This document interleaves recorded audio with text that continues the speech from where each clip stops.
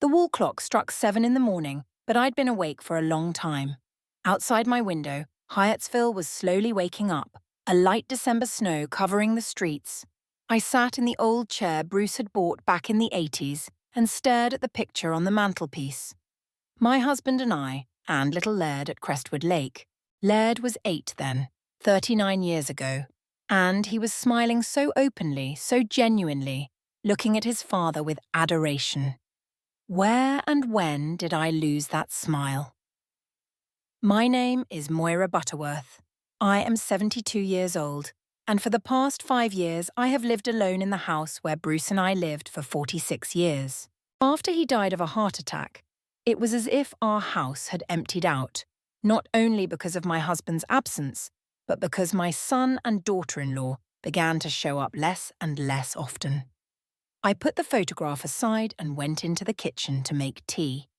The old floorboards creaked beneath my feet, reminding me how many stories these walls held. Bruce had always said that a house, like a marriage, required constant attention. Something constantly needs fixing, touching up, painting, updating. Since his death, I've learned many things, replacing gaskets in faucets, fixing light switches, even using a drill. Laird had offered to help exactly once, 3 years ago, but he'd never come, citing an emergency. I made tea and sat down at the kitchen table. Christmas was 10 days away, which meant I had to decide what to do. Last year, I had mailed my son and daughter-in-law gifts of expensive cashmere sweaters. A thank you card arrived 3 weeks later, written in Heather's hand, not Laird's. This year, I wanted to change things up. "You expect too much from him," Enid, my best friend, told me when we met at Benny's Cafe last Thursday. Some kids just don't know how to be grateful. Enid knew what she was talking about. Her daughter had moved to Australia 10 years ago and only called it Christmas. "It's not about being grateful," I countered then. I just wanted to understand what I'd done wrong. I took a sip of my tea and grimaced as it went cold. The house was quiet, with only the ticking of the clock to remind me that time was ticking. 5 years since Bruce's death. 5 Christmases alone. When Bruce was alive, Christmas was always a special time. We would gather as a family, my husband and I, Laird, Heather and their children, Ashley and Noah, who are now 15 and 13. Bruce had a knack for creating holiday cheer, cooking a turkey from a family recipe, playing old Christmas records, and telling his grandchildren stories of his childhood. After his death, that tradition was discontinued. I spent that first Christmas in a daze of grief. Laird called in the morning, saying they were going to Heather's parents' house, but would be sure to stop by and see me in a couple days. They didn't. They spent the second Christmas at a ski resort, a gift from Laird's company for a successful construction contract. The third Christmas, they invited me to their place, but Heather was on the phone all evening, discussing some kind of sale with a friend. The kids were on their tablets, and Laird was clearly annoyed by my presence. Last year, I decided not to impose myself and mailed the gifts. This year, I wanted to change things up. I was tired of being invisible. A shadow, a burden. Tired of pretending everything was fine when Laird cancelled appointments at the last minute or forgot to call me back. The phone rang, interrupting my thoughts. Enid's number. "Moira, I'm calling to see how you're getting on with your Christmas plans," she said after the greetings. "I'm going to give it one last try," I replied, looking out the window at the falling snow. "I want to buy Laird that watch he was talking about when Bruce was alive." "A watch?" Enid sounded surprised. "The Patek Philippe one?" "Yes, that's the one. Bruce always said it was an investment, not just a purchase, that they could be passed down from generation to generation." "But they cost a fortune," Enid exclaimed. $90,000, I replied calmly. "I have that money, Enid. Bruce has taken good care of me, and I've always been frugal." There was silence on the other end of the line. "Are you sure this is a good idea?" Enid finally asked. "Such an expensive gift might look like an attempt to buy attention." I sighed. Maybe that's what it was. An attempt to buy something that should be given willingly, the love and attention of an only son. "I just want us to have a family," I said. A real family, not this strained relationship. I'm 72, Enid. How long do I have left? 10 years? 15? I don't want to spend them alone. After talking to Enid, I sat staring at the phone for a long time. Then I resolutely dialed the number of the estate jewelry store in downtown Hyattsville. I'd known the owner, Ernest Lloyd, for 40 years, back when Bruce had bought me an engagement ring. Mrs. Butterworth, Ernest greeted me when I walked into the store the next day. It's good to see you. Your order arrived this morning. He pulled an elegant box from the safe and opened it. Inside was a watch, a Patek Philippe Calatrava, with a white dial and a rose gold case. It was exactly the kind of watch Laird had dreamed of. It's gorgeous, I whispered, looking at the watch, which cost as much as a small house in Hyattsville. It's not just a clock, Mrs. Butterworth, Ernest said proudly. It's a work of art that will become a family heirloom. A family heirloom. Those words echoed in me. Bruce had always dreamed of having things that would be passed down from generation to generation. He himself grew up in a poor family where every dollar counted, and nothing was passed down except debts. When our business, a small accounting firm, began to generate a steady income, Bruce would say, "Moira, we're not just creating a fortune, we're creating a legacy." I paid for the watch and carefully took the box. Ernest had wrapped it in elegant gift wrap with a gold ribbon. "You give a generous gift," he said as he walked me to the door. "I hope the recipient will appreciate it." I hoped so too. At home, I put the box on the table and stared at it for a long time. Next to it, I put the Christmas card I had bought in advance. Of man. I rewrote the text a few times before I settled on the simple words, "Dear Laird, this gift is not just a watch, but a remembrance of your father, who always wanted you to have a family heirloom. Love, Mum." That evening, I called Laird. "Mum?" He sounded surprised. I rarely called first, for fear of being intrusive. "Is something wrong?" "Nothing's wrong," I answered. "I just wanted to know what you were doing for Christmas." "Oh, that," he stammered. "We haven't decided exactly. Heather wants to have a dinner for her co-workers, but it's not definite." "I thought maybe I could stop by for a little while, bring some presents for the kids and you and Heather." Pause again. "I don't know, Mum. We're all very busy with work before the holidays. Let me call you back next week, okay?" He didn't call back. Not next week. Not 10 days later when Christmas was only 3 days away. I could have called myself, but something stopped me. Maybe pride, maybe fear of another rejection. On December 23rd, I decided to act. I called Enid and told her that tomorrow, Christmas Eve, I would go to my son's house with presents. "Are you sure?" she asked me. "He hasn't called back. I'm his mother, Enid. I shouldn't have to wait for an invitation to see my own son on Christmas Eve." I didn't sleep well that night. I dreamt of Bruce, young as he was when we first met. He looked at me sadly and said something, but I couldn't make out the words. In the morning, I got up early, made cookies from a recipe Laird had always liked as a kid, wrapped gifts for the grandkids and Heather. I put the main gift, a watch for Laird, in the bag last, carefully, like a fragile hope. Outside the window, snow was falling, turning Hyattsville into a Christmas card. I looked at it and thought about how today could change everything. Today we could be a family again. When I left the house, the thermometer on the porch read -10. I put on a warm coat, scarf and gloves I knitted myself last winter. I put all the presents in the trunk of the old Volvo and got behind the wheel. "Everything will be all right," I said to myself, looking at the house where I had lived most of my life. Everything would change today. I didn't know then how right I was. Things were indeed going to change, but not at all the way I had hoped. The road to Laird's house was painfully familiar. Every turn, every traffic light reminded me of past trips. As I drove, my thoughts returned to the events of the past few months, to the warning signs I'd stubbornly ignored. It all started in April when I invited Laird, Heather, and the kids over for Easter dinner. Bruce always had a special Easter table, and I wanted to keep the tradition alive. I spent 3 days preparing. Baked ham and pineapple like Laird had loved as a child, baked a carrot cake from my mother's recipe, even made homemade lemonade that the grandchildren loved. They were 2 hours late.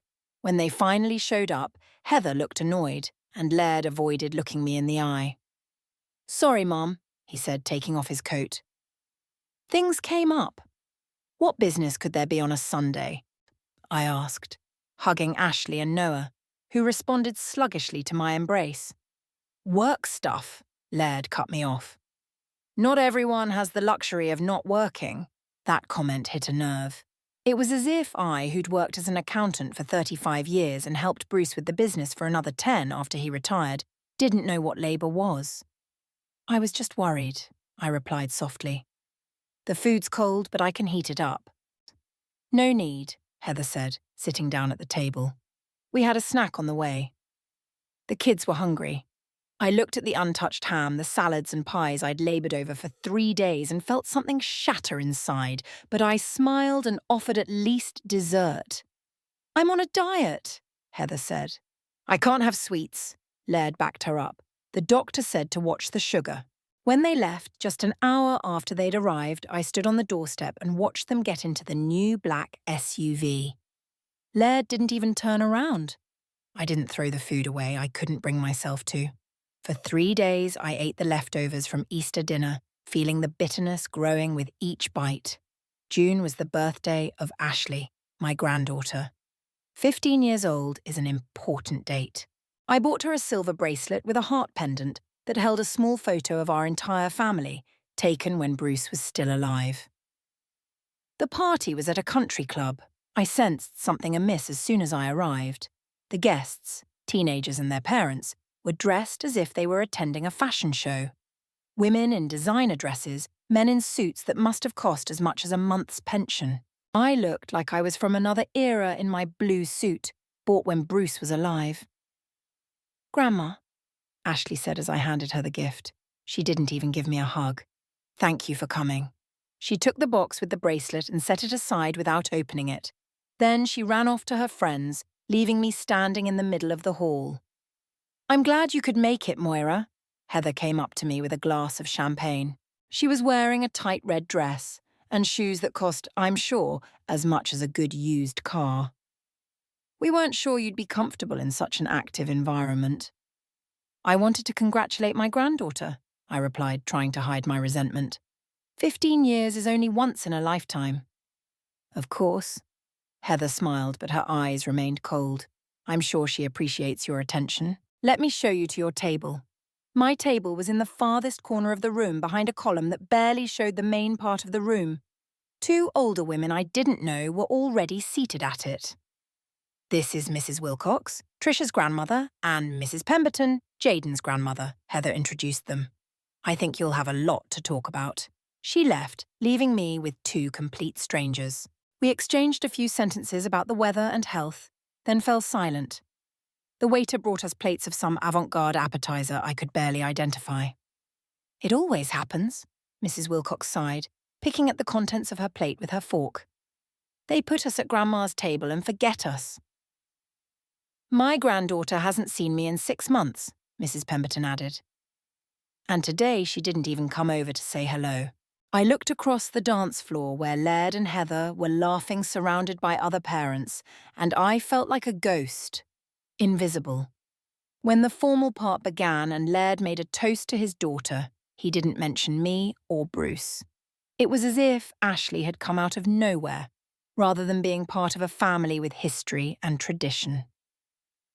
I left before the party was over.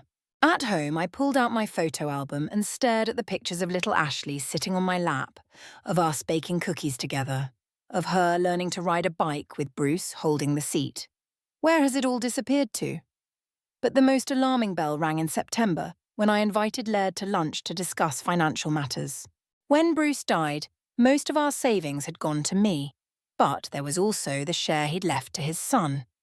In addition, there was still a house, a car, and some investments. Laird came alone without Heather. I made his favourite roast and apple pie. He wasn't late this time. How's your business going? I asked when we sat down at the table. It's okay, Laird shrugged. Competition's tough, but we're hanging in there. Bruce was always proud of you for going your own way, I said, remembering how my husband had supported his son's decision to start a construction firm instead of joining the family accounting business. Yeah, Dad's always been supportive, Laird nodded, looking me in the eye for the first time all evening. Unlike some people. I froze with my fork in my hand. What do you mean? Nothing, Mum. He looked away. Let's just eat. After lunch, I pulled out the folder with the documents I'd prepared. I wanted to talk to you about the inheritance, I began. I'm 72 now and I need to be prepared for anything. Mum, Laird said with a wince. Let's not talk about such things. You'll outlive us all. I hope not, I smiled. Parents shouldn't bury their children, but that's not the point. I want you to know how the assets are distributed and what will be yours when I die.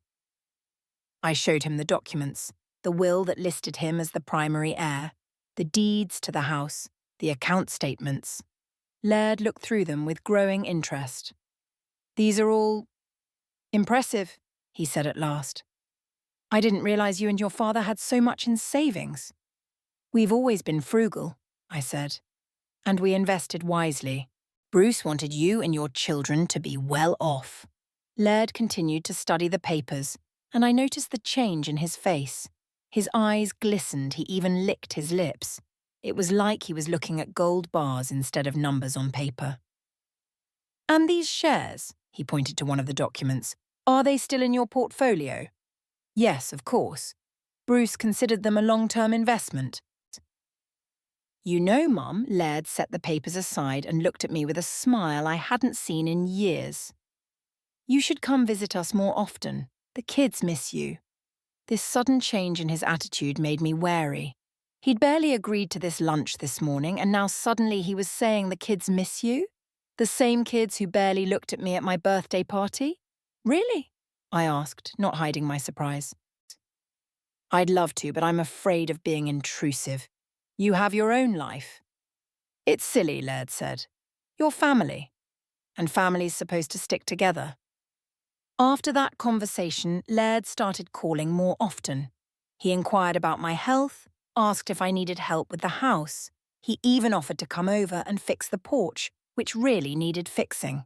I rejoiced at the change, but something inside me remained wary. Enid, who I told about it, only shook her head. I hate to break it to you, Moira, but did this happen right after he found out about the money? Yes, but maybe he just realized that life was short and decided to mend his ways. Maybe, Enid agreed, but there was doubt in her voice. In October, Laird invited me to a family dinner. I showed up with pie and gifts for the grandchildren books I knew they liked. Heather greeted me with a strained smile. How nice of you to come, Moira, she said, taking the pie. But you needn't have bothered. We already have dessert. Dinner passed in a strange atmosphere. Laird was unusually attentive, constantly tucking into my food and asking my opinion on all sorts of things. Heather, on the other hand, barely concealed her irritation. The children were polite but distant, as if they were talking to a distant relative rather than a grandmother. After dinner, when the kids had gone to their rooms and Heather had gone to the kitchen, Laird came over to me on the couch. Mom, I wanted to consult with you, he began. I have an opportunity to expand my business, to take a big contract to build a cottage community. But that would require investment. Investments? I questioned. Yes, start-up capital, Laird explained. The bank gives a loan, but it requires a down payment of $200,000. I remained silent, waiting for him to continue, even though I knew where he was going. I thought maybe you could help. Laird looked at me hopefully. It's a great investment. It'll pay for itself in a couple years. And it's for the family, for Ashley and Noah's future. That's what it is. That's why he's suddenly so attentive. Not because he missed his mother, but because he needed the money. I'd have to think about it, I said, feeling my insides tighten.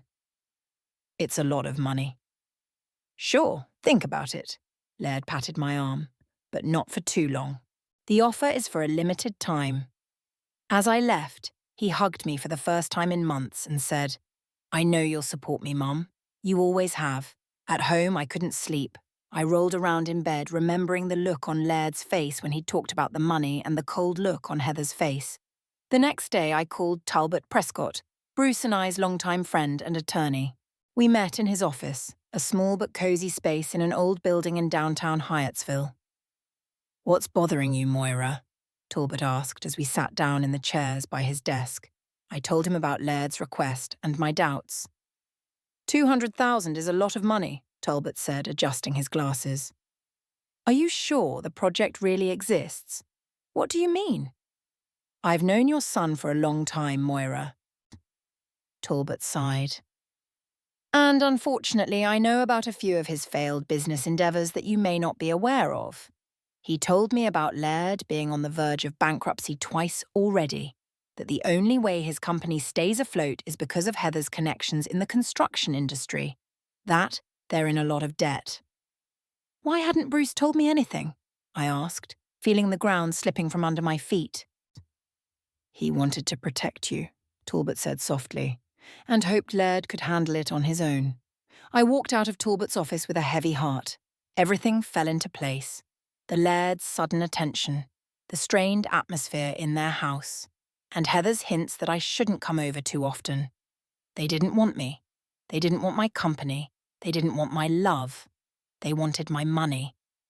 For 2 weeks I avoided Laird's calls, saying I wasn't well. Finally, in early November, he came himself, for the first time in many months. "Mum, I've been worried," he said as he entered the house. "You're not answering the phone." "I'm just tired," I replied. My health isn't what it used to be at my age. We sat in the kitchen drinking tea. Laird was looking around the house as if assessing its value. "Have you decided about the investment?" he finally asked. "I spoke to Talbot," I said bluntly. "He told me about the state of your business." Laird's face changed. The mask of the caring son fell away, and I saw cold, calculating eyes. "Talbot doesn't understand anything about the construction business," he said. "Yes, we've had our difficulties, but this contract will change everything." "I can't give you that money, Laird," I said firmly. "Can't or won't?" His voice became hard. "You have that money, I've seen the statements. You just don't want to help your own son." "That's not the point," I started, but he interrupted. "Then what is it? What are you saving for? You're 72, Mum. How long do you have left? 5 years? 10? I have a family, children, a future." His words hit me like a slap in the face. I looked at my son and didn't recognize him. Where was the boy who used to bring me flowers from the neighbor's meadow? Who cried when he broke his knee and only my arms could comfort him? "I'll help you, but not like this," I said, trying to stay calm.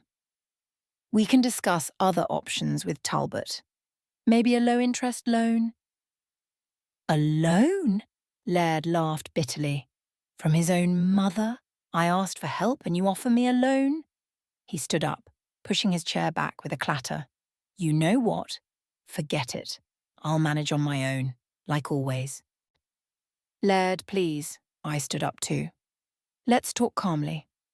"There's nothing to talk about." He's headed for the door. "You've made it clear that you don't care about me or my family." He left, slamming the door so hard the glass shook. I slumped back in my chair, feeling something inside finally break. After that conversation, Laird stopped calling. November passed in silence. I sent Thanksgiving cards to my grandchildren, but received no response. In early December, I called Heather, hoping to at least find out how the kids were doing. She answered dryly, saying everyone was busy preparing for the holidays, and quickly ended the call. And now, looking at the road leading to my son's house, I couldn't escape the thought that all the signs had been in front of me all along. I just refused to see them. Enid was right. Some kids just don't know how to be grateful, and some parents refuse to see the truth for too long, clinging to the illusion of family happiness. But this Christmas Eve, I still had hope. I hoped that an expensive gift would open my son's heart. that the watch he'd dreamed of for years would become a symbol of reconciliation. I was ready to forgive and forget, to start over. After all, what did I have left but family? I didn't know then how deeply wrong I was. The snow intensified as I drove up to the Laird's house, a modern 2-story building in an upscale neighbourhood in Hyattsville. Too big, in my opinion, for a family of 4, with columns at the entrance and huge windows. Bruce always said a real home is a place that's cosy, not something that impresses the neighbours. But Laird apparently held a different opinion. I parked my old Volvo between Heather's brand new SUV and a sports car I hadn't seen before. Maybe they had company. The thought made me uncomfortable. I hadn't planned on intruding on a family celebration. With hands shaking with cold and excitement, I pulled gift bags out of the trunk. The most important gift, the watch for Laird, was in my bag. I didn't want it to freeze in the cold. As I approached the front door, I noticed how beautifully decorated the house was. Garlands wrapped around the porch railing and lights twinkled in the windows. I remembered how Bruce and I used to decorate our house when Laird was little. He always insisted on having a lighted reindeer on the roof. Bruce grumbled every year as he climbed up onto the slippery roof, but he always honoured his son's wish. Muffled voices and music came from the house. I took a deep breath and rang the doorbell. Once again. No one opened. I rang again, longer, and heard Laird's irritated voice. "Coming! Coming!" The door swung open and I saw my son, in a holiday sweater with a glass of something that looked like whiskey in his hand. His face stretched in surprise, then contorted into a grimace I couldn't decipher, either annoyance or panic. "Mom?" He looked at me like he'd seen a ghost. "What are you doing here?" "Merry Christmas, Laird." I tried to smile, though I was starting to feel a little anxious inside. "I brought presents for you and the kids." Laird glanced over his shoulder, then looked at me again. He didn't invite me in, didn't take the packages from my hands, just stood in the doorway, blocking the entrance. "This isn't a good time, Mom," he said finally. "We have company." Oh, I felt the colour flood my face. "I'll just leave the presents and go." "Laird, who's there?" A woman's voice came from the back of the house. Heather appeared behind her husband's back, elegant in a dark green dress. She froze when she saw me, and her face changed too, but not with surprise, more with annoyance. "Moira," she said in the tone one uses to announce an unpleasant surprise. "We weren't expecting you." "I know," I said, feeling the snowflakes melt on my face. "I just wanted to leave some presents for the family." "Who is it, Heather?" Another woman's voice sounded, and an elegant woman in her 60s wearing an expensive suit and perfect hair came to the door. "Oh, good evening." "Mum, this is—" Laird began, clearly embarrassed. "I'm Moira Butterworth," I introduced myself, feeling increasingly awkward. "Laird's mother." "Oh," the woman gave me an appraising look. "It's a pleasure. I'm Vivian Croft, Heather's mother. So that's what this is about. They were having Christmas with Heather's parents, without me." "I apologise for the intrusion," I said, trying to keep my dignity. I didn't realise it was a family celebration. "Mum, why don't you come tomorrow?" Laird suggested, still making no attempt to invite me inside, even though it was -12 outside and I was starting to shiver from the cold. "We're going skiing tomorrow," Heather said, and there was gloating in her voice. "Maybe after New Year's?" "I just wanted to drop off the presents," I repeated, holding out the bags. "And this one is especially for you, Laird." I pulled a watch box out of the bag, wrapped in gold paper with a red ribbon, and held it out to him. Laird didn't even make an attempt to take the gifts from my hands. He just stared at me with growing irritation. "Why are you here?" he asked abruptly. "You're not welcome." I froze with my arms outstretched, still holding the gifts. My son's words hit me like a slap. I started, but my throat caught. "Laird, the neighbours," Heather hissed, looking around. "I don't care about the neighbours." He snapped at me but lowered his voice. I was tired of her constantly meddling in our lives, but refusing to help when I really needed it. I continued to stand in the cold, shivering not so much from the cold as from shock. My son, my only child, chased me off my doorstep on Christmas Eve. I just wanted to. I tried again. We know what you wanted, Heather interrupted, to show what a generous and caring mother you are. But if you really cared about Laird, you would have helped him with his business instead of spending money on meaningless gifts. These gifts aren't pointless, I said, pointing to the watchbox. This? It doesn't matter what it is, Laird said. We don't need your handouts. And before I could say anything, he slammed the door in my face. I stood on the porch, still holding the gifts, stunned and humiliated. The cold wind chilled me to the bone, snow falling on my shoulders and the packages in my hands. I couldn't believe what had just happened. I had been chased away like an unwanted guest, like a beggar. Me, his mother. With difficulty, as if in a dream, I walked down the porch steps and walked to the car.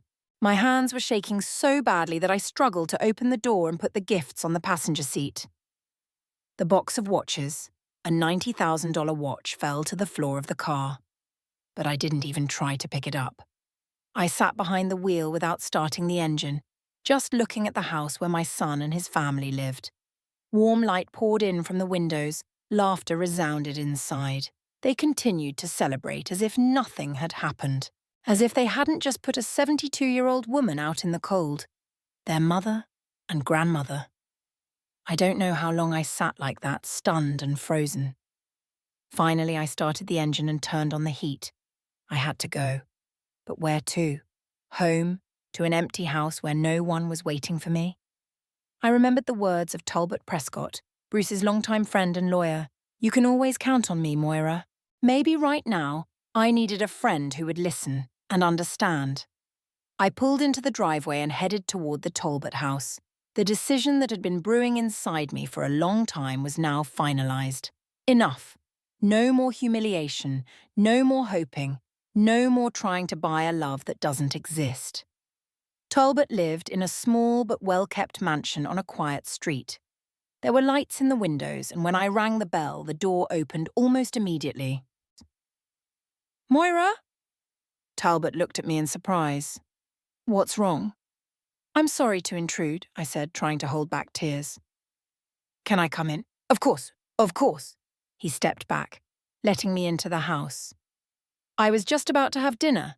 Would you like to join me? His living room was warm and cozy. The Christmas tree in the corner flickered modestly, and 2 candles and a bottle of wine stood on the table. Are you expecting guests? I asked, noticing the 2 glasses. No, he smiled embarrassedly. Just an old habit. I always put 2 on, even though I've lived alone for 10 years, ever since Eleanor died. I knew his wife had passed away from cancer. He and Bruce had often talked about it, about how hard it was to lose a loved one. I understood them both all too well now. Tell me, Talbot said, as we sat down at the table and he poured me some wine. What happened? And I did the watch. The visit to Laird's, the way he had left me standing in the cold, his cruel words. I'm sorry, Moira, Talbot said when I had finished. His eyes behind the glasses were full of sympathy. But I'm not surprised, I admit. Laird has always been a complicated man. Not always, I countered. Once he was just a boy who loved his parents. People change, Talbot sighed. Sometimes not for the better. We sat in silence, sipping our wine. Snow was falling outside the window, covering the world in a white shroud. Christmas, a time of miracles and family reunions. It's ironic. I want to change my will, I said suddenly. Talbot looked at me in surprise. Are you sure?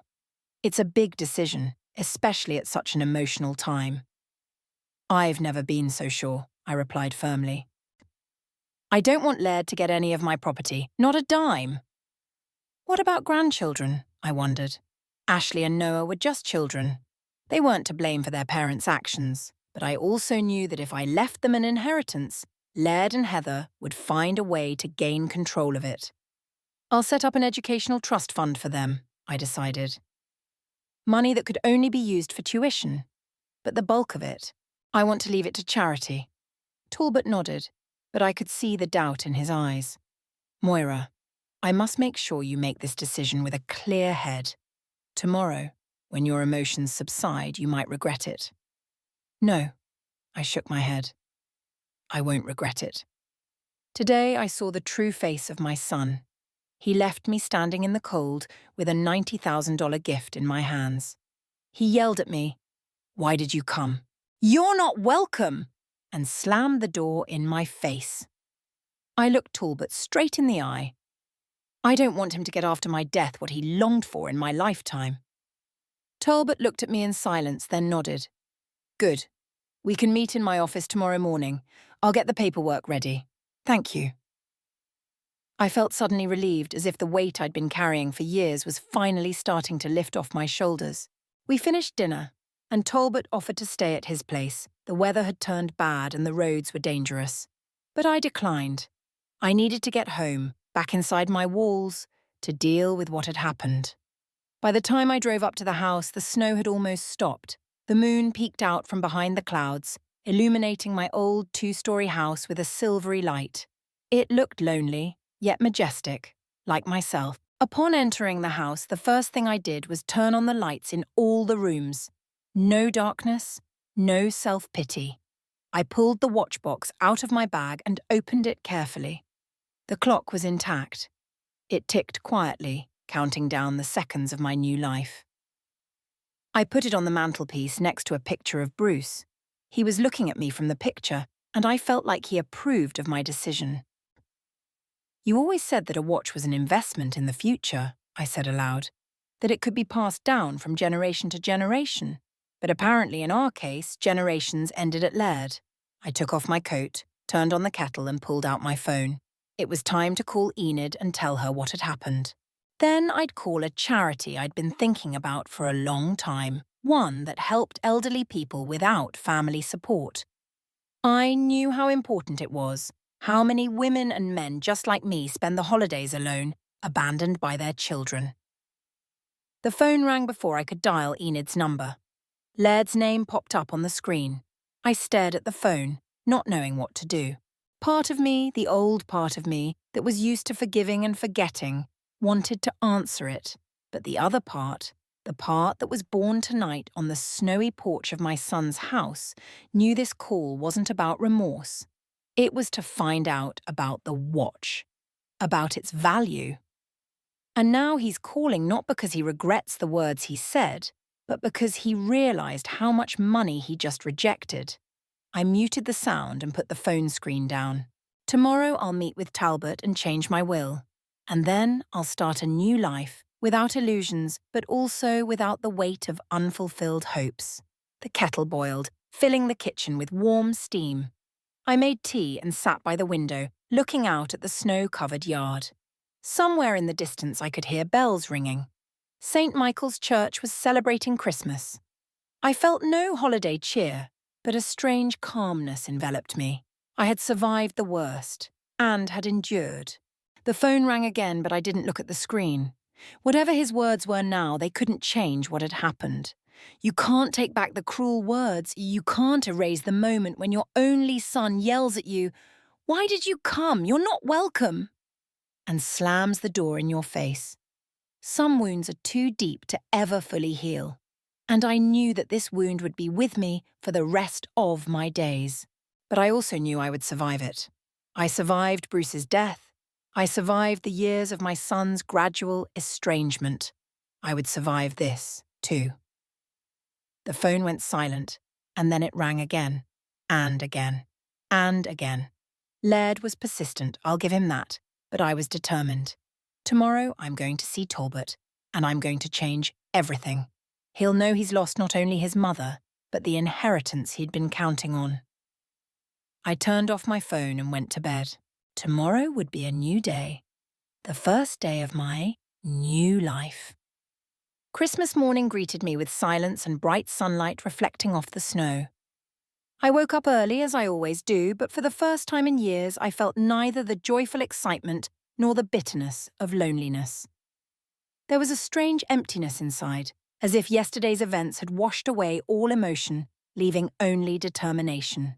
I showered, dressed carefully the dark blue suit Bruce had always thought elegant, the pearl earrings he'd given me for my 30th wedding anniversary. Today I wasn't a grief-stricken mother. I was a businesswoman going to an important meeting. Before I left, I checked the cell phone I had turned off last night.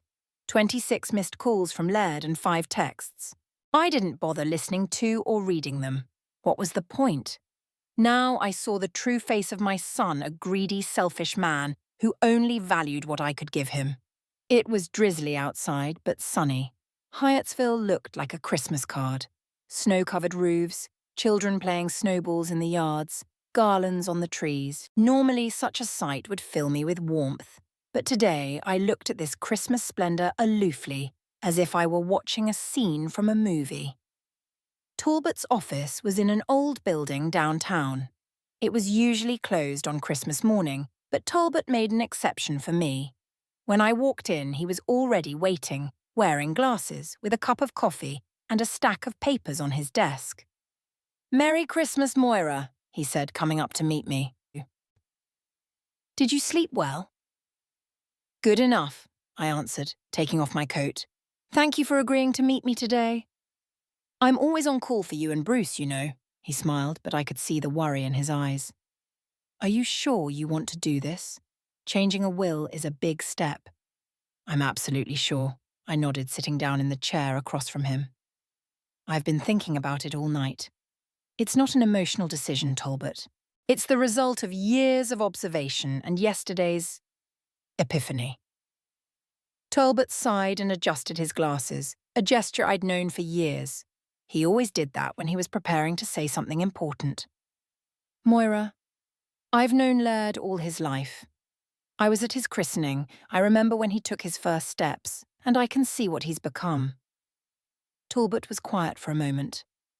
"But you must realize that this is irreversible. If you change your will, there's no turning back." "I understand," I said firmly. "And I'm ready." Talbot nodded and slid the file to me. "I've prepared all the necessary paperwork. The main change is the exclusion of Laird as heir. You were talking about the trust fund for the grandchildren." "Yes," I confirmed. "I want Ashley and Noah to get money for their education, but only for education so that Laird and Heather can't get their hands on the money." "That can be arranged," Talbot nodded.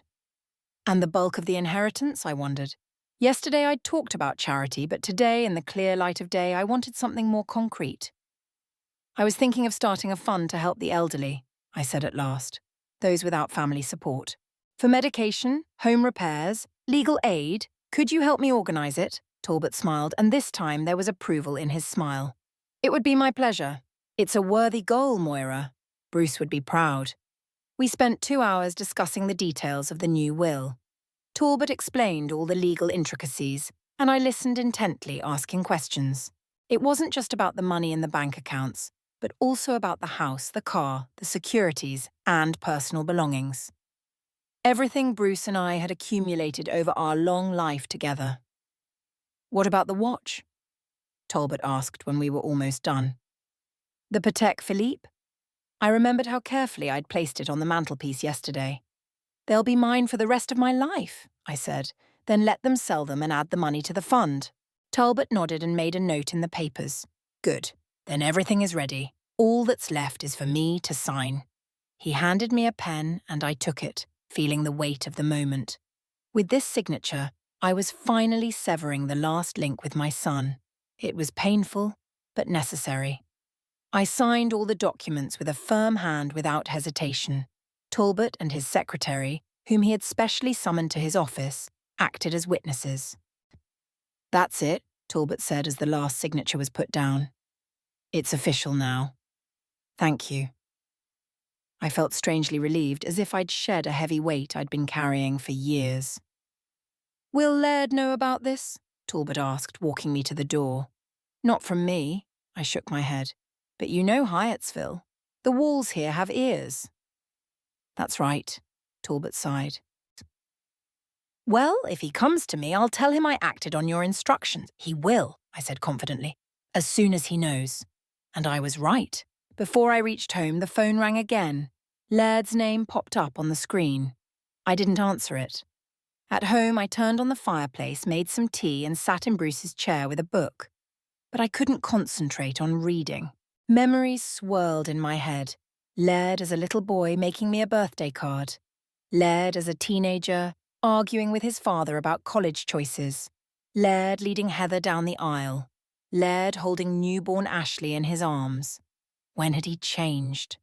Or had he always been this way and I just didn't want to see it? The phone rang every 15 to 20 minutes. After the 10th ring, I turned the sound off, but I could still see the screen light up. By noon, there were 23 missed calls. At 1 o'clock, the doorbell rang. I went to the window and peered out cautiously, and there was Laird standing on the porch. His face was red, either from frost or anger, and he had a crumpled hat in his hands. I didn't answer the door. He rang a few more times, and then he started banging on the door. "Mom," he shouted. "I know you're home. Open up." I sat in the chair, not moving, as if I could become invisible. 20 minutes later, he left, but soon returned. Heather was with him this time.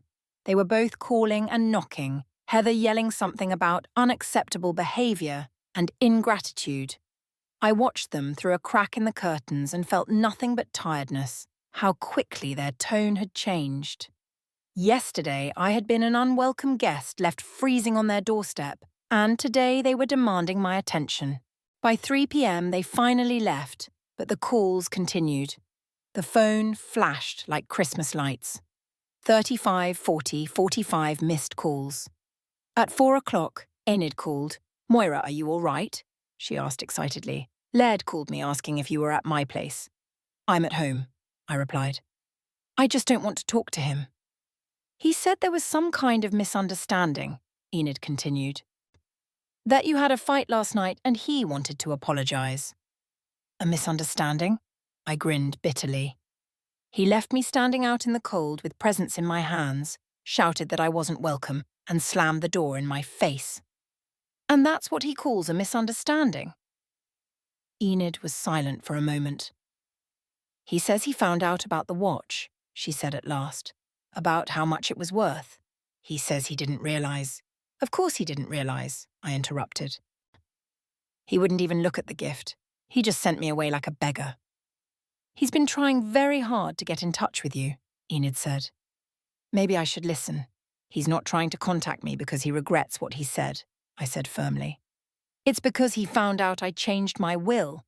"You what?" Enid exclaimed. "When?" "This morning," I answered. "I met with Talbot. And Laird already knows." Enid sounded surprised. "How?" "I have no idea. Maybe Talbot told someone who told someone else. You know how fast news travels in Hyattsville." Enid sighed. "Well, that would explain his panic. He's called me 3 times in the last hour." "And what did you tell him?" "That I hadn't seen you or talked to you," Enid replied. "I wasn't going to lie to him, Moira, but I don't want to interfere with your relationship either." "Thank you," I said sincerely. "You're a true friend." After talking to Enid, I decided to check my email. There were 5 messages from Laird, all labelled urgent. I didn't bother opening them. Instead, I wrote an email to the director of a local animal shelter I met at a fundraiser a couple years ago. I asked if they needed volunteers. I suddenly wanted to do something useful, something that would give my life meaning beyond endlessly trying to earn the love of my ungrateful son. By 5 p.m., the number of missed calls from Laird had reached 60. I started cooking dinner just to keep my hands busy and take my mind off the blinking phone. I baked a chicken breast with herbs, made rice and a vegetable salad. Set the table with a nice tablecloth. Got some nice dishes. Today, I dined not like a lonely old woman, but like a woman who values herself and her life. At 6 o'clock, the doorbell rang again. This time it was not Laird, but Talbot. "I'm sorry to intrude," he said when I opened the door. "But I thought you might need some support." "Come on in." I stepped back, letting him into the house. "I was just about to have dinner. You want to join me?" We sat at the table eating baked chicken and talking about all sorts of things. The new book we'd both read recently, the plans the mayor's office had for redeveloping Central Park, the trip Talbot had planned for the spring. Laird came to see me today, Talbot said as we moved on to dessert, the apple pie I'd baked yesterday for my son's family. What did he want? I asked, even though I already knew the answer. To find out if it was true that you'd changed your will. Talbot sipped his tea. I confirmed that I acted on your instructions. How did he react? At first he didn't believe me, then he got angry, shouted that you couldn't do that he was your only son, that it was unfair. Talbot wrinkled his nose. Then he threatened to sue, said something about incapacity and pressure from me. He accused you of manipulating me. I felt anger rising inside. Something like that. Talbot nodded. But don't worry, Moira. All the paperwork is in order. There are witnesses. Your capacity is unquestionable. There's nothing he can do. It's ironic, I grinned bitterly. Yesterday he kicked me out of his house, and today he's trying to prove that I'm out of my mind because I disinherited him. Money changes people, Talbot sighed. Or rather, it shows their true colours. After dinner, Talbot left, but offered to call me any time if I needed help. I thanked him for his support and closed the door, feeling strangely calm. It was as if the storm that had been raging inside me for years had finally subsided. The phone kept ringing. 65, 70, 75 missed calls. I turned on the radio so I couldn't hear the vibrations. Christmas tunes poured out of the speaker. Silent Night, Jingle Bells, Let It Snow. Songs that usually filled me with warmth and nostalgia, but now sounded like the soundtrack to someone else's life. At 9 p.m, the phone rang again. 77 missed calls from Laird. I stared at the blinking screen and thought about how many times over the years I'd called my son myself, hoping to hear his voice, to invite him to dinner, to ask about his grandchildren. How many times he didn't answer or just gave me a short answer. Now he couldn't stop calling me every 15 minutes. Curiosity got the best of me, and I decided to listen to at least one of his messages. I chose the last one, left 10 minutes ago. Mum, please call me back. Laird's voice sounded both angry and desperate. This is kind of crazy. We can talk this out like adults. I realise I was wrong yesterday, but you're good too. Showing up uninvited when we had guests. That's no reason to break up a family. Talbot says you changed your will. Is that true? You can't do this to me, your only son. Call me back immediately. Not a word of apology, no admission of guilt, just accusations and demands. I deleted the message without listening to the rest. It was clear as day. Laird was not concerned about my state of mind, not about our relationship, but only about the money he expected to receive after my death. I sat in the living room, looking at the Patek Philippe watch on the mantelpiece, $90,000. A sum that could change the lives of many people. A sum I'd spent in hopes of buying my son's love. How naive I was. The phone rang again, but I didn't look at the screen. Instead, I pulled out the photo album and began flipping through the pages, looking at snapshots of our family, the young Bruce and I. Little Laird, our trips and holidays together. Happy moments that now seemed like snapshots from someone else's life. On one of the last pages, I found a picture I didn't remember. Bruce in the garden, pruning roses. He was looking at the camera with a slight smile, sun bunnies dancing in his eyes. I couldn't remember when I'd taken that picture, but it smelled so calm, so confident. What would you do if you were me, Bruce? I asked aloud, looking at the picture, and I could almost hear his answer. The same thing you would do, Moira. Would have protected my dignity. I closed the album and put it back on the shelf. Then I went to the phone, which started ringing again, and turned it off completely. That was enough. No more calls, no more texts, no more trying to get through to me. Laird had made his choice yesterday when he left me standing out in the cold. I made mine today when I changed my will. Now we both have to live with the consequences of our decisions. I went upstairs to the bedroom I'd once shared with Bruce. I took off my earrings, brushed my hair, put on my nightgown. The usual evening rituals that seemed special tonight, the first steps in my new life. Before I went to bed, I went to the window and pulled back the curtain. It was snowing outside again, covering the world with a white blanket, hiding the traces of the previous day. Tomorrow would be a new morning, clean and fresh like this snow. I didn't know what the future would bring. I didn't know if I would ever see my grandchildren again, if I would ever reconcile with my son. But for the first time in a long time, I felt in control of my life, that I was making decisions not out of fear of loneliness or desperate hope for love, but out of respect for myself and my values. 77 missed calls, 77 attempts by Laird to contact me, not out of concern or remorse, but out of fear of losing money. It was painful to realise, but liberating at the same time. Now I knew exactly who my son was, and I could stop fooling myself, stop hoping for something that would never happen. I lay in bed and closed my eyes. Tomorrow would be a new day. And I would meet it as a woman who had finally found freedom from illusions and the strength to defend her dignity. January was always a dreary month in Hyattsville. After the Christmas decorations and garlands, the town seemed grey and desolate. But for me, this January was the beginning of a new life. After the Christmas incident and the 77 desperate calls from Laird that followed, I decided to act decisively and definitively. No half measures, no hesitation. I was 72 years old, and I wasn't about to spend the rest of my life frantically trying to earn the love of a man who saw me only as a source of money. On January 1st, I met with Talbot in his office to discuss the way forward. "Does Laird keep calling?" he asked as we sat down at the table with cups of hot tea. "Every day," I nodded. 5 or 6 times. I don't answer, but he leaves messages. "What does he say?" "The same thing," I sighed. "That I can't do this to him, that he's my only son, that it's not fair." Not a word of sincere apology for the way he treated me at Christmas. Talbot tapped his fingers thoughtfully on the table. "He came to see me yesterday," he said at last. "He asked me if I could contest the change of will." "And what did you tell him?" "The truth," Talbot shrugged. "That you were legally compliant, that you were of sound mind, and that he had no grounds to challenge it." I nodded, feeling strangely calm. A month ago, this conversation would have broken my heart, but now I saw it as a necessary formality, the final touch in the picture of my broken relationship with my son.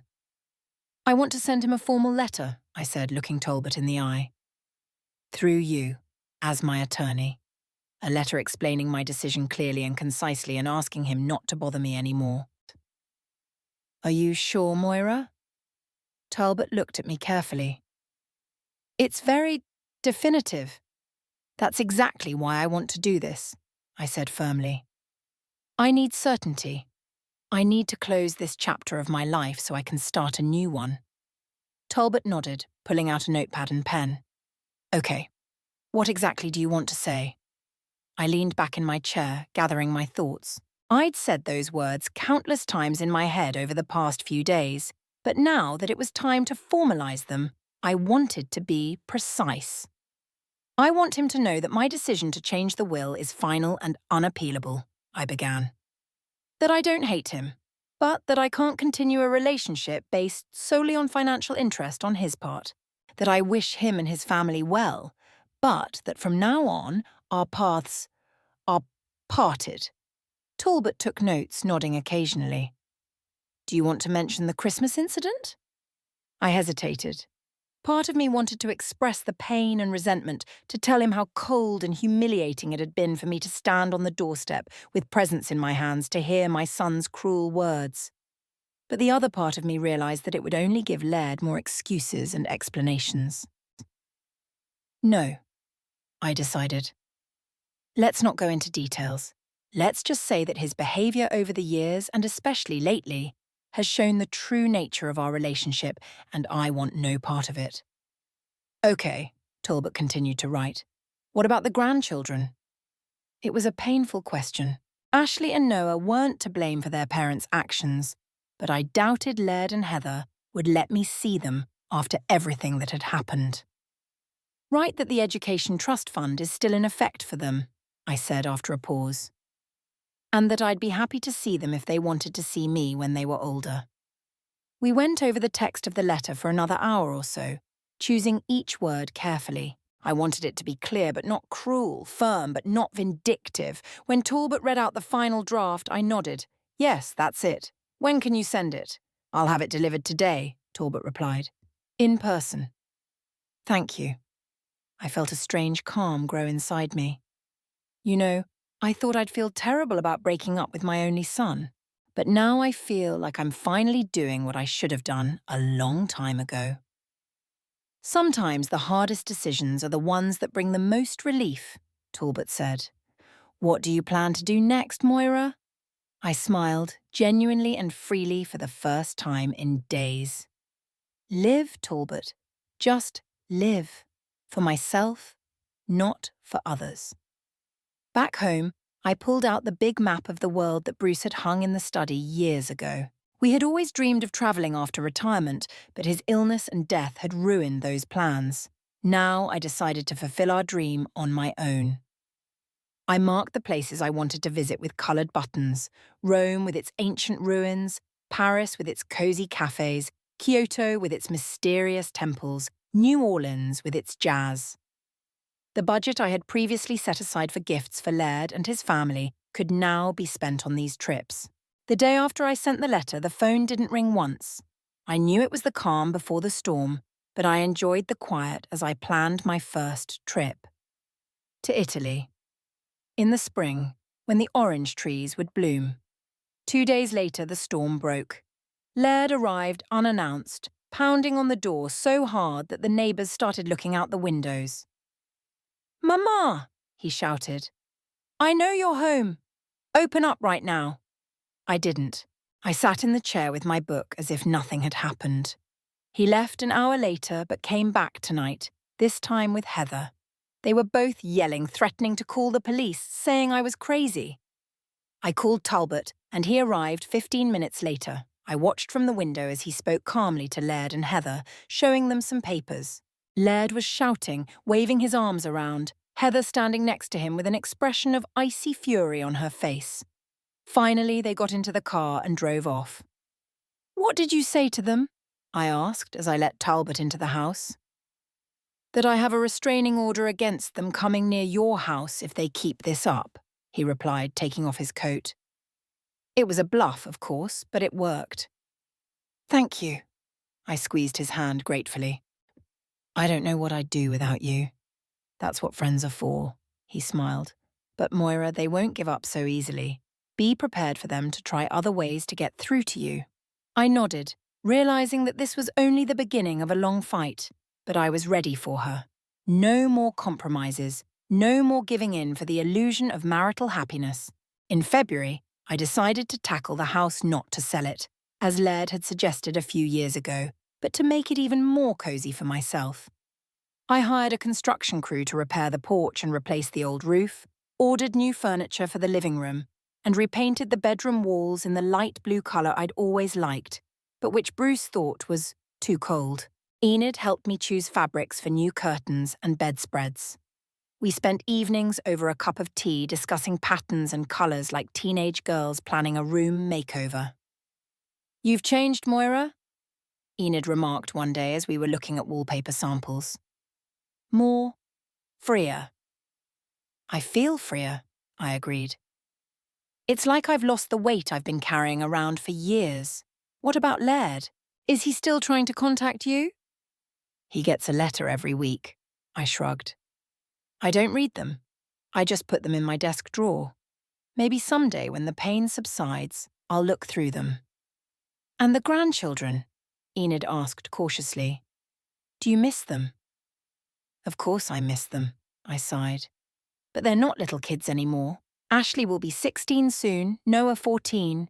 They can decide for themselves if they want to see their grandmother." In March, I started volunteering at the local animal shelter. 3 times a week, I went there to walk the dogs, clean the cages, and feed the cats. The simple physical work and the unconditional love of the animals was strangely satisfying. It was there that I met Pearl, an old one-eyed cat who had been abandoned by her owners when they moved to another town. Pearl was grouchy and untrusting, never letting anyone pet her. But for some reason she chose me, jumping on my lap when I sat down to rest and purring loudly. "She's never behaved like that with anyone," the shelter director marveled. "She must have sensed a kindred spirit in you. In April, I took Pearl home. It was the first time in my life I had a pet. Bruce was allergic, and after his death I hadn't thought about the possibility. But the old cat turned out to be the perfect companion. Independent but affectionate, not requiring constant attention, but always ready to keep me company in the long evenings. In May, I went on my first trip, to Italy, as I had planned. For 2 weeks, I wandered through the narrow streets of Rome and Florence, sat in small cafes, tasted the local cuisine, visited museums and churches. In the evenings, I wrote long letters to Enid and Talbot, describing my impressions.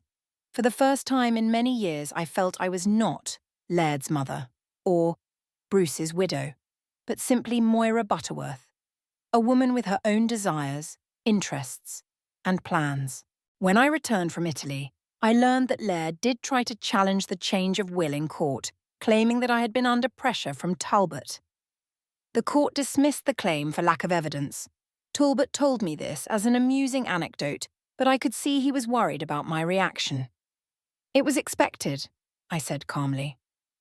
"Laird has never been a good loser." "Doesn't it upset you?" Talbot asked cautiously. "Of course it does," I sighed. "But not as much as it might have been. I'm getting used to the idea that my son isn't the man I wanted him to be." Over the summer, I took on the garden, an area that had always been Bruce's domain. He loved roses and chrysanthemums, but I'd always wanted wildflowers and herbs. Now I could realize my ideas. With the help of a young landscape designer, we turned the neat rows of roses into a beautiful meadow of wildflowers, lavender and sage. The neighbours marvelled at the change, both in the garden and in me. "Mrs. Butterworth, you look younger," said Mrs. Jenkins, who lived across the street. "So energetic." "I'm just doing something I like at last," I replied with a smile. In August, I received an unexpected letter from Ashley, my granddaughter. A short handwritten note with no return address. "Dear Grandma," she wrote, "I heard you travelled to Italy. That's great. Mum and Dad don't know I'm writing to you and would probably get mad if they found out. But I wanted to tell you that I miss you and your stories. Maybe when I go to college and live on my own, we can go out. I'm keeping the bracelet you gave me for my birthday. Love, Ashley." I reread the letter over and over again, feeling tears come to my eyes. Not all is lost, I thought. Maybe not now, but someday I will be able to be a part of my grandchildren's lives again. Not as a grandma with money, but simply as a person who loves them. In the fall, I went on a Mediterranean cruise with a group of retirees from Hyattsville. Before, I would never have dared to do such a thing. Bruce didn't like the sea, and after his death, I was afraid to travel alone. But now, buoyed by the success of the Italian trip, I felt brave enough for a new adventure. I met some interesting people on the ship. A former teacher from Oregon, a widowed architect from Chicago, a married couple from Toronto who had been traveling the world for 10 years. We played cards in the evenings, took harbour tours, shared stories of our lives. None of them knew about my drama with Laird, and I didn't tell. For the first time in a long time, I was just Moira, not the poor mother whose son turned his back on her. In November, when I returned from the cruise, Talbot invited me to dinner. We'd met often in recent months, either over a cup of tea in a cafe or in my garden, discussing new varieties of herbs. But this invitation was special. Talbot had made a reservation at the most expensive restaurant in Hyattsville. "What are we celebrating?" I asked when the waiter brought the champagne. "Anniversary," Talbot answered, raising his glass. "Exactly 1 year ago, you made a life-changing decision. And I have to say, it changed it for the better." I blinked in surprise. Indeed, it had been exactly a year since the day I'd decided to change my will and send Laird a formal letter through a lawyer. A year since my new life had begun. "To new beginnings," I raised my glass. "And here's to loyal friends who support me in times of need." After dinner, Talbot walked me home. We stood on the porch, the same one I'd repaired in the spring, and talked about my plans for the winter. I was going to go to New Orleans for Christmas, so I wouldn't have to spend the holiday in Hyattsville, where every corner reminded me of last year's humiliation. You know, Moira, Talbot said suddenly, looking me in the eye. I could go with you. If you don't mind the company, of course. I saw more than friendly concern in his gaze. Warmth, hope, maybe even something akin to love. And to my surprise, I felt my heart respond to that warmth. I'd be glad to, I said quietly. I'd be glad. He smiled and took my hand gently. We stood like that for a while, not saying a word, just savouring the moment of intimacy and understanding. A week after that dinner, when the first snow blanketed Hyattsville in white, I saw Laird at the supermarket. He was standing at a shelf of canned goods, studying the prices, and he didn't notice me. I could have walked away unnoticed, but I decided to approach. "Hello, Laird," I said quietly. He flinched and turned around. His face flashed with surprise, then wariness, and finally something like shame. "Mom," he said uncertainly, "how are you?" "Good," I smiled. "Very good. How are you? How are the kids?" "They're fine," he shrugged. "Ashley's going to college next year. She wants to study art." "She's always been good at drawing," I said. "Tell her congratulations." An awkward pause hung between us. I could see Laird struggling with himself. Proudness wouldn't let him apologise. But something in him, maybe a remnant of conscience, wouldn't let him just walk away. "I hear you've been travelling a lot," he said finally. "Yeah, I was in Italy in the spring, on a cruise in the fall, going to New Orleans for Christmas." "By yourself?" "With a friend." I didn't bother to specify that the friend was Talbot, and that our relationship had grown beyond mere friendship. Laird nodded, shifting from foot to foot. "I was thinking, maybe we could talk, sometime, about what happened. A year ago, those words would have made my heart beat faster with hope. But now I just looked at my son, the man who had caused me so much pain, and felt only a quiet detachment. "I don't think that's necessary, Laird," I said softly. "It's all said and done. I live my life, you live yours. It's best for everyone." "But you're my mother," he said, a note of desperation in his voice. "We can't just stop being a family." "We stopped being a family the moment you left me standing out in the cold on Christmas Eve and yelled that I wasn't welcome," I said, and there was no bitterness in my voice, just a statement of fact.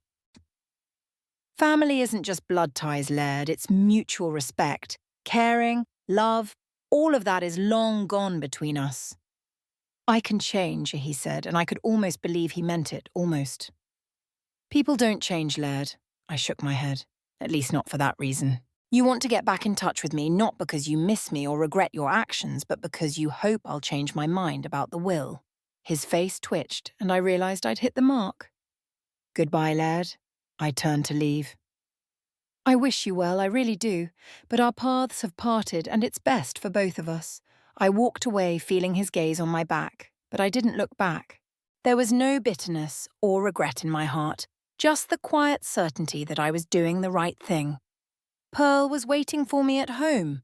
She met me at the door and jumped into my arms, purring loudly. I took off my coat, made tea, and sat in a chair by the window, watching the snow fall. Talbot was due in an hour. We planned to discuss the details of the trip to New Orleans. Then I was going to call Enid, who'd just returned from visiting her daughter in Australia. And the animal shelter was waiting for me this weekend. I promised to help organise a Christmas fair to raise funds.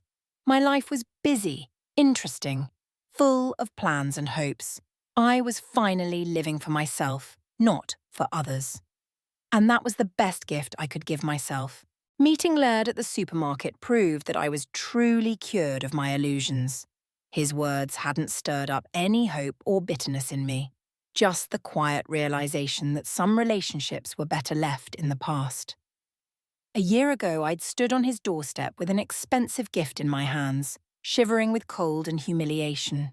Today I sat in my cosy home, surrounded by things I loved, with plans for a future I had chosen for myself. It was a long journey from despair to freedom, from trying to buy love to realising my own worth, but every step of that journey was worth the trials I'd gone through. Pearl jumped into my lap and curled up in a ball, purring.